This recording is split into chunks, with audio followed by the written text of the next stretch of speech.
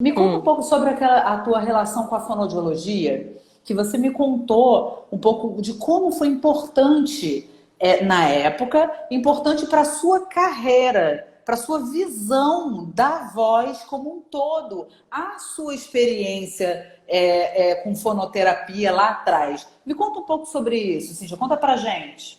Então, quando eu fui fazer a aula de canto no conservatório, a professora Adriana, ela era muito cuidadosa, com a saúde vocal. A Adriana era E sua a professora Adriana de Fabro canto foi a primeira lá no... professora. Foi a primeira Aham. professora lá no conservatório, que era uma aula em grupo. E que foi Uhum. super importante. E a Adriana, na época, ela falou que eu tinha muito ar na voz. Ela, você tá com Uhum. muito ar na voz, você precisa ir num otorrino. Eu comecei a fazer aula lá no conservatório quando eu tinha 20 anos. E aí, desde então, antes disso eu não cantava. Eu cantava escondido e assim, adorava música, mas não tinha uma prática de cantar. Então, e aí eu fui no otorrino e eu tava com nódulo vocal. E aí Uhum. até nisso eu imitei minha irmã, né? Porque a minha irmã também tinha tratado nódulo. E, Aham. e é uma coisa assim que eu não cantava antes disso, então eu não ganhei um nódulo cantando. Foi uma coisa que a professora, no início já do trabalho, eu tinha uma dificuldadezinha no agudo, um pouquinho de ar, uma dificuldade de resistência, de sustentação da voz. Mas também tem uma coisa, que naquela época a gente saía muito à noite e, e, e a minha aula de Hum. canto era na quarta-feira e Sei como é que é. eu ia toda terça num lugar lá em Curitiba que se chama Empório. E a gente via Trio Quintina, que era um grupo ótimo de música popular. E eu saía toda terça, naquela época todo mundo fumava nos lugares. E aí tomava uma cerveja, falava alto. Então eu tava sempre rouca no dia da aula de canto, né?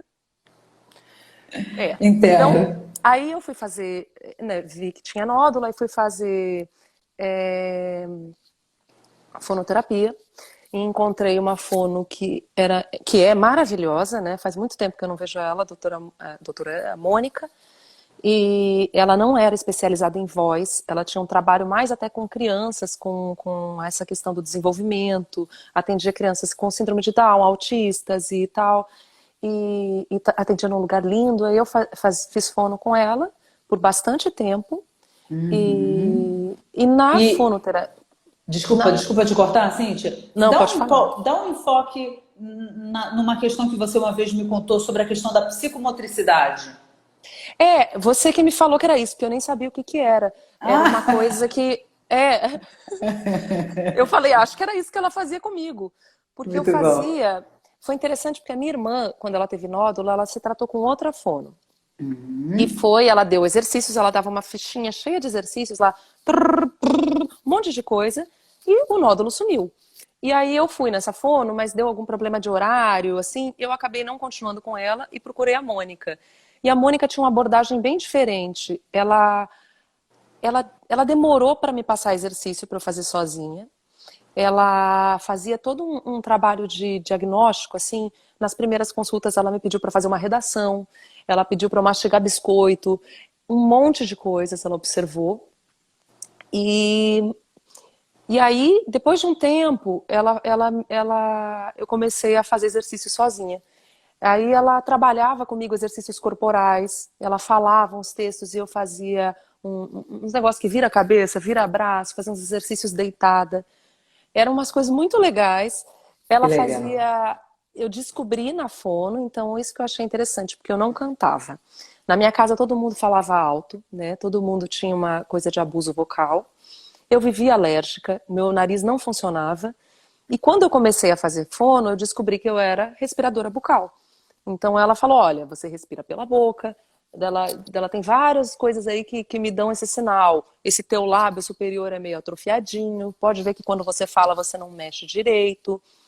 Você fala e respira pela boca. E tipo, eu falava, Uhum. fazia umas coisas, eu não sei como é que eu conseguia fazer isso. Mas ela falava coisas muito simples pra mim, tipo, quando você conversa, o outro também fala. Então, enquanto o outro fala, você fecha a boca e respira. Aí ela, você vai num lugar barulhento, ninguém vai te ouvir se você falar. Não fala, só ri. Tipo, alguém fala uma coisa, você fica, aham. Tipo, não precisa Aham. responder. Ninguém Muito vai ouvir, bom. você vai cansar. E aí foi um trabalho bem intenso, 2 vezes por semana. E eu Muito fiquei legal. mais Você de tinha um ano quantos anos, fazendo. Cíntia? Você tinha quantos anos? 20. 20 De... anos, né? Eu queria acrescentar algumas coisas nesse teu relato, assim, né? Em primeiro lugar, é que nessa época, eu não posso dizer que já não tinha especialidade, a especialização em voz, mas era ainda muito pequeno, né? Então, o que a gente tinha era as fonos mais generalistas, né? Especialmente Uhum, essa primeira geração de fono, né? Que já eram senhoras, a grande maioria, eram pessoas que vieram da logopedia. Então elas tinham um olhar, porque a fonoaudiologia é uma profissão razoavelmente nova. A fonoaudiologia, enquanto profissão mesmo regulamentada, ela é de 81, você vê. Né? A uhum. fonoaudiologia tem o quê? 38 anos, 39, né? Não, Então, 81 tem. É, 39 isso. né? Então, esse olhar mais para a linguagem, é um olhar mais da psicomotricidade, da linguagem, do MO. Então, assim, você olhava o paciente como um todo e você também fazia exercícios de voz, né? É assim, eu Sim, acabei tendo aula com essa geração. As minhas professoras foram professoras dessa geração, o que eu achei maravilhoso, porque eu também aprendi muito, né? E eu acho que esse olhar mais holístico, né? Esse olhar mais biopsicossocial, esse olhar que vai além só da prega, né? Que você entende o uhum, emocional, a questão uhum. de como esse paciente convive dentro da casa dele, se os pais estão se separando ou não, e como é que tá.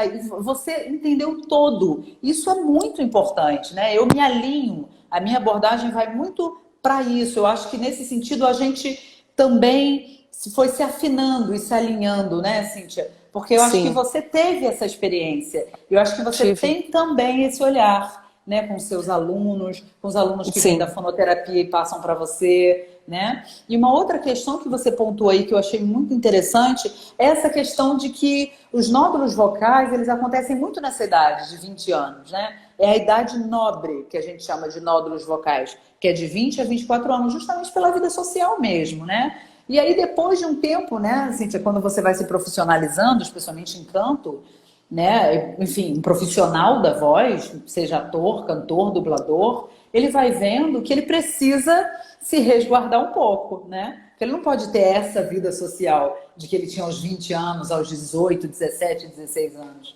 né? Exatamente. O que eu achei, assim, foi muito importante esse período, porque eu fui percebendo a questão da resistência vocal. Era a época que eu estava querendo, porque eu estava terminando meu curso de arquitetura, isso foi 2001, 2002, por aí. E aí eu fiz o primeiro show, e ali eu tive uma coisa de saber, assim, eu tive uma intuição mesmo, a sensação de que era aquilo que eu queria fazer para minha vida. Então, Maravilhoso. Muito bom, muito naquele bom. momento, eu quero fazer isso para minha vida. Essa questão vocal, como é que é isso, assim, era muito difícil, porque a Mônica, ela trabalhava, ela foi eu fui percebendo junto com ela não me falava o que eu tinha, ela deixava eu perceber, né? E eu achei isso super legal. Uhum, O tanto de uhum, tensão que eu carregava nos ombros quando eu falava, a parte uhum. da respiração, do uso de todos os articuladores. Eu lembro que ela falava, assiste os apresentadores de jornal da Globo. Você vai ver que eles usam muito, que eles falam, usam muito os lábios e tal. Bacana. E, São, e são foi boas muito referências mesmo. importante. Na época foi muito importante, porque me ajudou a ir percebendo coisas em mim. E assim, Muito uma coisa que era bom. interessante que ela falava, é que ela falava e eu tinha também uma questão, que eu acho que essa coisa de querer cantar foi uma coisa que apareceu mais tarde, mesmo gostando de música, porque eu achava a minha voz muito diferente das outras. Olha. Porque Uhum. desde criança eu tinha a voz mais grave. E eu era muito alérgica, então eu estava sempre cheia de catarro. Assim, eu ia falar na escola, tinha que tossir antes, parecia um velho. E aí eu tinha a voz às vezes mais grave do que a dos meninos. Então era, claro que tinha toda uma alérgica, mas tinha a questão da voz também, do timbre ser diferente. Sim. E eu não sei, eu achava estranho, eu pensava, E, não sei, como é que eu faço com tem essa uma voz? coisa Achava tudo estranho. Teve. tem uma coisa em relação a isso, Cid, que as pessoas tendem a patologizar uma voz grave, né? Uhum, Você às vezes ouve uma voz grave, ué, essa voz está muito grave. Peraí, até você entender que aquela voz é é grave naturalmente mesmo. grave, às vezes você duvida um pouco.